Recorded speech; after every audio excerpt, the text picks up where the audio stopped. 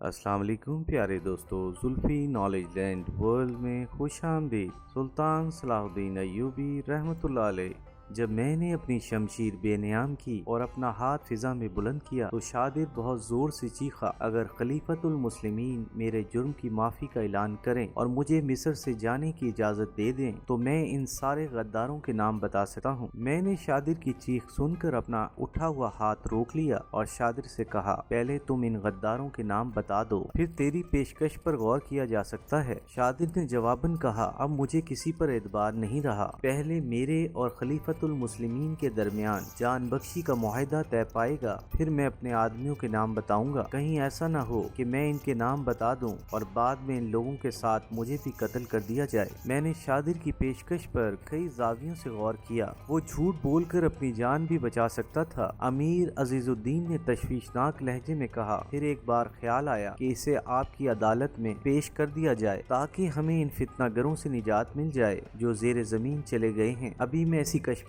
में था कि आपका आखिरी हुक्म आ गया कि बिला ताखीर शादिर का सर काट कर खलीफतुल मुस्लिमीन के हजूर में पेश कर दिया जाए, वरना ये समझा जाएगा कि हम लोग जानबूझकर हुक्म अदूली कर रहे हैं और गद्दारे वतन को पनाह दे रहे हैं। मजबूरन मैंने शादिर की शदीद इल्तजाओं के बावजूद इसे कत्ल कर दिया। खलीफा याजिद अब बहुत ज्यादा खौफजदा नजर आ रहा था। तुमने ये बात मुझे पहले क्यों नहीं बताई? इसने अमीर अजीजुद्दीन को मुखातिब करके इंतहाई झंझलाहट के लहजे में कहा, वक्त गुजर जाने के बाद इस कदर खौफनाक साजिश की निशानदेही कर रहे हो, अभी वक्त गुजरा नहीं है खलीफतुल मुस्लिमीन। अमीर अजीजुद्दीन ने मोदबाना अर्ज किया, इसीलिए पेशबंदी के तौर पर ये तब्दीलियां की जा रही हैं। खलीफा आजिद खामोश हो गया। इसके चेहरे से जाहिर हो रहा था कि वो किसी गहरी सोच में डूबा हुआ है। फिर तवील सकूत के बाद वो अपने वजीर आजम यूसुफ सलाहुद्दीन से मुखातिब हुआ, इन तब्दीलियों से क्या फर्क पड़ेगा? क्या तुम शादिर के हमनवाओं को तलाश कर सकोगे? खलीफा आजिद अब भी एक अनजाने खौफ से मुतासिर नजर आ रहा था। मुमकिन है कि तवील तहकीक और जस्तजू के बाद हम शादिर के आदमियों तक पहुंच जाएं। यूसुफ सलाहुद्दीन ने इंतहाई जहानत से जवाब दिया, फिलहाल फौरी तौर पर यह बंदोबस्त इसलिए किया जा रहा है कि खलीफतुल मुस्लिमीन की जात तमाम खतरात से महफूज हो जाए। बराह करम अब आप इन लोगों की निशानदेही करें जिनकी वफादारियां तमाम शकूक व शुबहात से बालातर हों और वो हर हाल में अपनी जान आप पर निसार कर सकें। यूसुफ सलाहुद्दीन की बात सुनकर खलीफा याजिद ने अपनी जरनिगार कुर्सी की पुष्ट से टेक लगा ली और आंखें बंद कर लीं। यूसुफ सलाहुद्दीन ने हाथ के इशारे से अमीर अजीजुद्दीन को बैठ जाने का इशारा किया। फिर दोनों की नजरें खलीफा याजिद के चेहरे पर मरकूज हो गई। यूसुफ सलाहुद्दीन और अमीर अजीजुद्दीन ने मिस्र की फरमारवां की तरफ बहुत गौर से देखा। खलीफा याजिद की आंखें बंद थीं और इनकी उंगलियां इस तरह हरकत कर रही थीं जैसे वो कुछ शुमार कर रहा हो। बार बार इसके चेहरे पर झुंझलाहट के आसार उभरते थे और दोबारा उंगलियां तेजी से हरकत करने लगती थीं। कमरे पर मुकम्मल सकूत की फिजा तारी थी। कुछ देर बाद खलीफा याजिद ने आंखें खोल दी, फिर सीधा होकर यूसुफ सलाहुद्दीन से मुखातिब हुआ। मैंने दूर तक नजरें दौड़ाई, बहुत हिसाब लगाया, बहुत हुस्ने जन से काम लिया, मगर अपने सही जानिसारों की तादाद 15-20 से ज्यादा नजर नहीं आई। खलीफा याजिद के चेहरे से शदीद मायूसी छलक रही थी। फिर इन जानिसारों को हर वक्त अपने करीब रखिए। यूसुफ सलाहुद्दीन ने अपनी हिकमत अमली की वजाहत करते हुए कहा, पर बाकी सिपाहियों को शक की बुनियादों पर कत्ल नहीं किया जाएगा, बल्कि इन्हें मुल्क के मुख्तलिफ तामीरी कामों में लगा दिया जाएगा। तो क्या 15-20 सिपाही मुल्क की हिफाजत के लिए काफी होंगे? खलीफा याजिद ने इंतहाई हैरतज़दा लहजे में कहा, हटाए जाने वाले सिपाहियों की जगह दूसरे महाफिज तैनात किए जाएंगे। यूसुफ सलाहुद्दीन ने इस तरह कहा जैसे वो मैदान जंग में दुश्मन के मुकाबिल अपनी फौज को लड़ा रहा हो। इन नए सिपाहियों की जानिसारी की जमानत कौन देगा? खलीफा याजिद ने चौंक कर कहा, मैं। यूसुफ सलाहुद्दीन ने अपने सीने पर हाथ रखते हुए इंतहाई पुरयकीन लहजे में कहा, वो ऐसे जांबाज सिपाही होंगे जिन्हें देकर मौत भी मुंह फेर लेगी, मगर वो अपने आगे बढ़ते हुए कदम पीछे नहीं हटाएंगे। अगर कोई आम सूरत हाल होती तो शायद खलीफा याजिद इतनी जल्दी यूसुफ सलाहुद्दीन के